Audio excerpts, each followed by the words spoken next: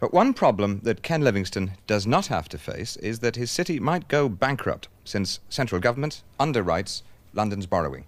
That's not the case in American cities. New York, the most vibrant, exciting city in America, the Big Apple. One hell of a town. Every cliché you've ever heard about the place is true. Manhattan is alive, proud of itself, and winning. Everywhere there is the thump of pneumatic drills, the whine of a dumper truck, the coppery smell of quick money. It's hard to believe that 7 years ago this city faced bankruptcy, with debts approaching a staggering $2,000 million. Then there were just 2 major construction sites in New York. Today, there are 329. The near-fatal hemorrhage of jobs and people from the city has been slowed, stopped, and reversed in just 7 years. So how has the magic worked? A surprisingly modest City Hall cowers at the feet of Wall Street skyscrapers. When the city looked like defaulting, the shadow of Wall Street became all too substantial. The bankers moved in like a firm of liquidators. Their chosen instrument, Felix Rohatyn, had a suitably low opinion of politicians. Politicians with money are like kids with marijuana, and you have to tell them, you know, this is all you've got.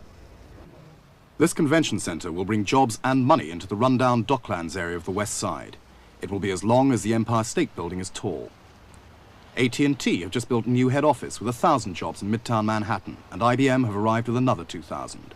The Trump Tower, when it's completed, will be $400 million worth of high-priced apartments, commercial space, and boutiques. What's happened is phenomenal. I've never seen anything to the extent that I have in New York. It now, from a real estate standpoint, has probably become the hottest city in the world. People are flocking here by droves. And I guess a lot of things had to do with it. Mostly, I feel, it was the psychology of making New York a winner as opposed to a loser.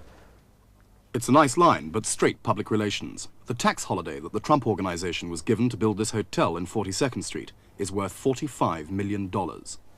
But Donald Trump wouldn't dream of blushing. Probably it's the greatest thing that the city ever did, and I think the city is the first to acknowledge it.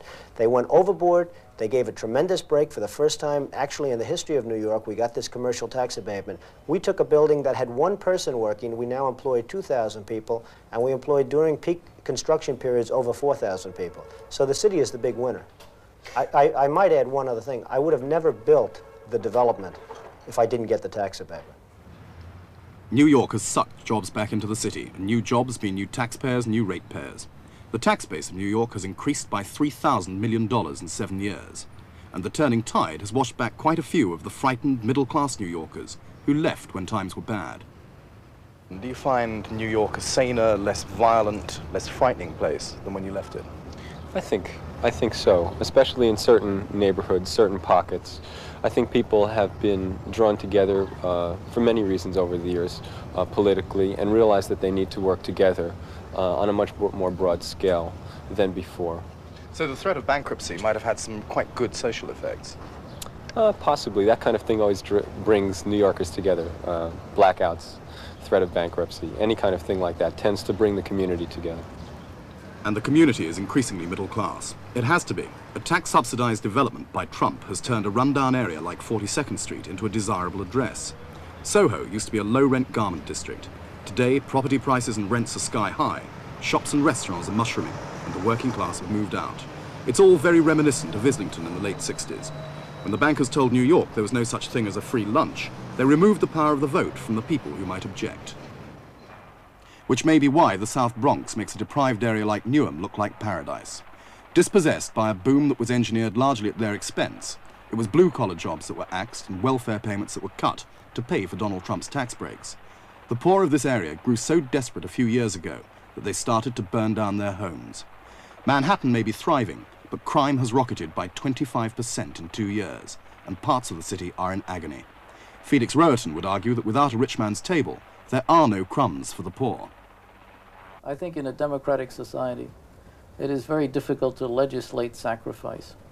I think when you have growth, you can legislate growth, you can allocate it among the various constituencies, and as long as there's a rough element of justice to it and everybody gets his little piece of it in one way or another, you have a minimum of dislocations. I think when it comes to functioning under a limited amount of resources, or a shrinking amount of resources where you really have to allocate sacrifice, it's very difficult to do that under the existing political structures. And therefore, structures like MAC or the Financial Control Board, which are, as you say, somewhat autocratic, at least afford both the politicians, the labor leaders, all those elected officials who have to justify themselves to their constituents, an excuse for doing things which they know they ought to do, but which they really don't have the either the power or the survivability to do by themselves. Mayor Ed Koch is one of the most popular New York politicians since the war, and in American terms, he's left-wing. But he knows that real power lies in Wall Street, which is why he's at a banker's lunch today. Even so, he believes the threat of bankruptcy was essential to the recovery of the city. Oh, I doubt that the city would have been turned around had we not suddenly confronted that we were spending money that we didn't have and then required to take the actions which were taken even before I became the mayor in the years 75 through 78. It would have been very difficult, if not impossible, to do hadn't the situation arisen where people suddenly were confronted with the fact that if we didn't take those actions, the city couldn't survive. The imminence of bankruptcy in 75, and we'll never go bankrupt, and we are fiscally one of the strongest cities in the country today, but the imminence of bankruptcy in 75 definitely made it possible for the then political leaders, and I as the inheritor of that situation, to do more than would otherwise have been possible.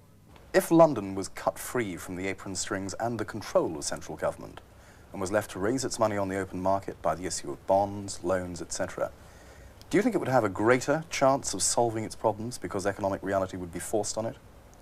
Well, I don't know if you would solve your problems. You would certainly have to face the reality of your situation, and I don't think you can begin to solve your problems until you really look at reality.